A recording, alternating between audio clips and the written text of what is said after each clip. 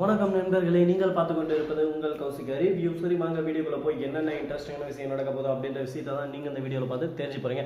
சரி வாங்க வீடியோக்குள்ள போய் என்ன நடக்க போகுது அப்படின்னு சொல்லிட்டு பார்த்தீங்கன்னா, நம்ம நிச்சயத்தில் வெண்பாவை வலுக்கட்டாயமாக ஒரு பக்கம் இழுத்துக்கிட்டு போகிறாங்க. ஆனால் இந்த விஷயத்தை முற்றிலுமா நம்ம விஜய் ரொம்பவே கோவப்படுறாரு. ஒரு பக்கம் யாரை கேட்டு நீ வெண்பாவை அழைச்சிட்டு போகிற, ஃபஸ்ட்டு மல்லி அவளோட அம்மா இருக்கா, அதனால் நீ எக்காரணத்து கொண்டு அழைச்சிட்டு போக முடியாது, கோர்ட் ஆர்டர் படி வெண்பா எங்கள் கூட தான் இருக்கணும் அப்படின்னு சொல்லிட்டு விஜய் வாக்குவாதத்துக்கு இறங்கிறார். நிஷாந்த் ரொம்ப பேச ஆரம்பிச்சிட்டாங்க. ஏன் வெண்பா இது வரைக்கும் என்னைக்கு சந்தோஷமா இருந்திருக்கா, ஒரு நாள் இல்லாமல் எதான ஒரு பிரச்சனையில் நீயும் பொண்டாட்டி சேர்ந்து எதான ஒன்று பண்ணுவீங்க, அந்த பிரச்சனையில் வெண்பா தான் மாட்டிக்கிட்டு சிக்கிக்கிட்டு முடிக்கிறா. அப்படி ஒரு நிலைமை வெண்பாவுக்கு ஏன் வரணும்? வெண்பா படிக்கிற வயசில் படித்து கரெக்டான ஒரு நிலைமைக்கு வரணும். அப்படிப்பட்ட சின்ன குழந்தைய இந்த அளவுக்கு ஒரு பக்கம் பாடப்படுத்துறீங்க, இதெல்லாம் எப்படி ஏற்றுக்க முடியும் அப்படின்னு சொல்லிட்டு ஒரு பக்கம் நிஷா கேட்குறாங்க. நிஷா கேட்கறதுல தப்பு எதுவும் இல்லைங்க. ஆனால் நடந்தது ஏதோ ஒரு ஆக்சிடென்ட் மாதிரி நடந்துருச்சு, அதுக்காக எல்லா டைமும் அதே போல் நடந்துன்னு இருக்குன்னு சொல்லிட்டு நம்ம வாக்குறுதி கொடுக்க முடியாதுல்ல. வெண்பாவுக்கு எந்த இடம் பிடிச்சிருக்கோ, எந்த இடம் கம்ஃபர்டபுளாக இருக்கோ அந்த இடத்துல தான் குழந்தைய நம்ம விட்டு வைக்க முடியும். அதுவும் போல் வெண்பாவுக்கு மல்லி, விஜய் அப்பா அம்மா இவங்க கூட இருக்கிறதா ரொம்ப பிடிச்சிருக்கு, அதனால் உங்க கூட என்னால் வர முடியாதுன்னு சொல்லிட்டு வெண்பாவும் சொல்லிடுறாங்க. ஆனால் நிஷா வலுக்கட்டாயமாக ஒரு பக்கம் இழுத்துக்கிட்டு போகிறாங்க. விஜய் என்ன பண்ணுறதுன்னு சொல்லிட்டு தெரியாமல் கோபத்தில் சைலண்டாக அமைதியாக இருக்காரு. அந்த சமயத்தில் திடீர்னு அந்த இடத்துக்கு போலீஸ் வந்துடுறாங்க. வந்ததோட மட்டும் இல்லாமல் வெண்பா நீ சொன்ன மாதிரி உன்னோட ஃப்ரெண்ட்ஸை நாங்கள் காப்பாற்றிட்டோம் அப்படின்னு சொல்லிட்டு அவங்க ஃப்ரெண்ட்ஸ் நாங்கள் ஃபஸ்ட்டு அழைச்சிட்டு வந்திருக்காரு. வா என்ன மனசு யானையெல்லாம், என்ன மனசை இந்த அளவு ஒரு பக்கம் இருக்கே அப்படின்ற மாதிரி தான் ஒரு பக்கம் வெண்பா நான் ஆசையை நிறைவேற்றதுக்கோசம் அந்த பசங்களும் ஒரு பக்கம் ஆசைப்பட்டாங்க, வெண்பாவை பார்க்கணும், வெண்பா எங்களுக்காக ரொம்ப எஃபெக்ட் போட்டா, அவளை கண்டிப்பாக நாங்கள் பார்க்கணும் அப்படின்னு சொல்லிட்டு அதுக்கேற்ற மாதிரி வெண்பா கிட்டே அழைச்சிட்டு வந்தாங்க. வெண்பா பார்த்து ரொம்ப சந்தோஷப்படுறாங்க. மல்லியம்மாவுக்கு இன்ட்ரோ கொடுக்குறாங்க. அவங்க ஃப்ரெண்ட்ஸ் எல்லாரும் ஒரு பக்கம் நல்லபடியாக காப்பாற்றிட்டா. அவங்கவுங்க ஃபேமிலி சர்க்கிள் இருக்கல அவங்க கிட்ட ஓய்வு ஒப்படைச்சிட்டாங்க. இன்னும் லட்சக்கணக்கான குழந்தைகள் இந்த மாதிரி தான் மாசத்துக்கு, அது மட்டும் இல்லாமல் வருஷத்துக்கு அப்படின்னு நிறைய குழந்தைகள் காணாமல் போயிட்டே இருக்கு. ஆனால் இது எல்லாமே முற்றிலும் தடுக்கணும்னா இதோட மொத்த லீடரையும் தான் ஃபஸ்ட்டு நம்ம பிடிக்கணும் அப்படின்னு சொல்லிட்டு தீபிகா பேசின்னு இருக்காங்க. இப்போ தீபிகா தனிப்படையாக அமைச்சிட்டு இருக்காங்க. இந்த மாதிரி குழந்தைங்களை கிட்னாப் பண்ணுறாங்க யார் யார் அப்படின்ற விஷயம் இதெல்லாம் கண்டுபிடிக்கணும் அப்படின்னு சொல்லிட்டு தீபிகாவை ஒரு தனிப்படையாக நியமிச்சிருக்காங்க. தீபிகா இப்போ கண்டினியூவாக இதெல்லாம் செஞ்சு கரெக்டாக இந்த விஷயத்தில் நிலைச்சு நிற்பாங்களா நிற்க மாட்டாங்களா அப்படின்னு சொல்லிட்டு பார்த்தா தீபிகா கண்டிப்பாக இதெல்லாம் ஜெயிச்சு காட்டுவாங்க. ஏன்னா தீபிகாவோட ஃபோக்கஸ் ஃபுல்லாகவே ஃபஸ்ட்டு நம்ம மல்லி மேலே தான் இருந்துச்சு. மல்லி தான் தம்பியை கொண்டுட்டோம் அப்படின்னு சொல்லிட்டு முட்டாள்தனமான ஒரு மூட நம்பிக்கையில் இருந்தாங்க தீபிகா. ஆனால் அது எதுவுமே உண்மை இல்லை, இதுதான் உண்மை அப்படின்னு சொல்லிட்டு நம்ம தீபிகாவுக்கு தெரிய வந்தது. மல்லியை தன்னோட தோழியாக ஏற்றுக்கிட்டாங்கல்ல, அது போல தாங்க இப்போ இந்த குழந்தைங்களை யார் யார் கடத்துறாங்க என்னென்ன பண்ணுறாங்க அப்படின்ற விஷயத்தை மொத்தமாக இப்போ கிடைச்சிருக்கிற ரவுடிங்களை வச்சு மொத்தமாக நோண்டி நொங்கெடுத்து ஒருத்தனை விடக்கூடாது, எல்லாரும் ஒரு பக்கம் சரிக்கணும் அப்படின்னு சொல்லிட்டு முடிவு பண்ணிட்டாங்க நம்ம தீபிகா. இது ஒரு நல்ல விஷயமா தான் இருக்குது. அதே சமயத்தில் மறுபக்கம் நம்ம கதிரேசனும் திரும்ப பிரச்சனை பண்ண வராரு. அந்த இடத்துல கதிரேசன் என்னதான் பேசினாலும் ஒரு பக்கம் எடுபடி ஆகலை. அதனால் வேறு வழி இல்லாமல் சரி ஓகே இதுக்கு மேலே நம்ம பேசி நமக்கு மரியாதை நாமே கெடுத்துக்கூடாது, நான் போய் கோர்ட்டில் பார்த்துறேன், எப்படி இருந்தாலும் என்னோட பொண்ணு ரேணுகாவை கொன்னது யாருன்னு சொல்லிட்டு இன்னும் அதுக்கான விடை எனக்கு கிடைக்கல, ஆனால் என்னை பொறுத்த வரைக்கும் அதை கொன்னது நீ தான், அதனால் உன் மேலே திரும்ப நான் போய் ரீ ஓப்பன் பண்ணுவேன்.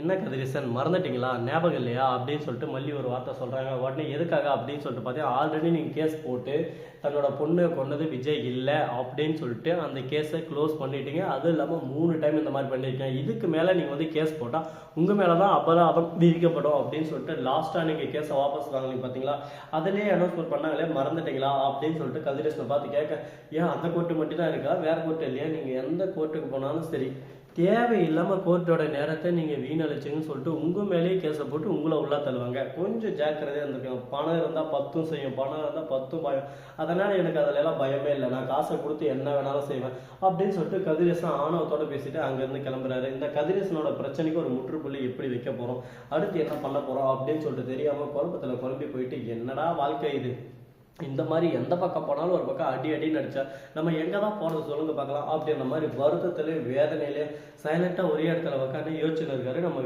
விஜய் யோசிங்க, நல்லா யோசிங்க, எல்லாமே ஒரு நேரம் வரைக்கும் தான், அதுக்கப்புறம் நம்ம ஆட்டம் தான் கபிலா, அடி ஏறி ஆடு கபிலா அப்படின்ற மாதிரி தான் ஒரு பக்கம் நடக்க போகுது. பார்ப்போம் இன்னும் என்னென்னலாம் இன்ட்ரெஸ்டிங்கான விஷயம்லாம் நடக்க போகுதுன்னு சொல்லிட்டு.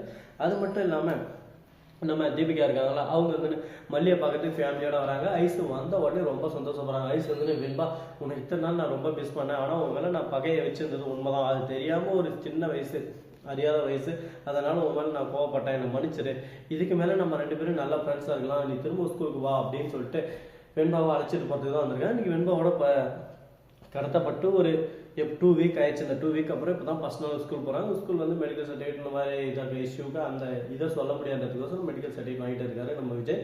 இப்போ வந்து ஐஸு கூட்டு போகிறாங்க. 2 பேரும் பார்க்கும்போது ரொம்ப சந்தோஷமா இருக்குது, மனசுக்கு நிறைவாக இருக்குது. ஒரு பக்கம் நம்ம தீபிகாவும் சந்தோஷப்படுறாங்க, வள்ளியும் சந்தோஷப்படுறாங்க. தீபிகாவோட முட்டாள்தனத்தினால ஐஸு மிகப்பெரிய ஒரு கேவலமான கேரக்டராக மாற இருந்தாங்க, சுயநலவாதியா. ஆனால் அந்த விஷயத்திலிருந்து இப்போ தவிர்க்கப்பட்டு இப்போ ஒரு நல்ல குழந்தையா மாறி இருக்காங்க. இதுக்கப்புறம் யார் ஒருத்தருக்கு ஈகோ என்ற வார்த்தை இல்லாமல் 2 பேரும் சந்தோஷமா இருக்கணும்னா அதுக்கு முதல் விஷயம் ஒருத்தரை பார்த்து ஒருத்தர் பொறாமப்படாமல் அவங்கவுங்க வாழ்க்கையை பார்த்துட்டு அவங்கவுங்க போயிட்டு இருந்தால் எந்த ஒரு பிரச்சனையும் இருக்காது. அதை விட்டு அவன் அதை பண்ணிட்டான், இவன் இதை பண்ணிட்டான், இவன் எனக்கு முன்னாடி போயிட்டான் அப்படின்னு சொல்லிட்டு தேவையில்லாமல் ஒரு பக்கம் அவங்க ஹைஸ்கூலில் இருந்த கெட்ட விஷயங்களை நீக்கி இப்போ நல்ல விஷயங்கள் மட்டும்தான் அவன் மனசுக்குள்ளே இருக்குது. இதுவே ஒரு மிகப்பெரிய ஒரு சாதனைன்னு தான் சொல்லலாம். அந்த சாதனை இன்னும் மேலும் மேலும் மேலும் தொடர்ந்து போயினே இருக்கணும். அது மட்டும் இல்லாமல் நிறைய குழந்தைங்களோட மனசில் இப்போ இந்த மாதிரி தான் பெற்றவங்க ஒரு கெட்ட எண்ணத்தை உருவாக்கிட்டு இருக்காங்க. அடுத்தவனை பாருன்னு சொல்லிட்டு யார் கூட கம்பேர் பண்ண அவங்கவுங்க வாழ்க்கை அவங்கவுங்க சந்தோஷமாக வாழ்ந்துக்கிட்டு போனால் அது கரெக்டாக இருக்குங்க எல்லாருக்கும்.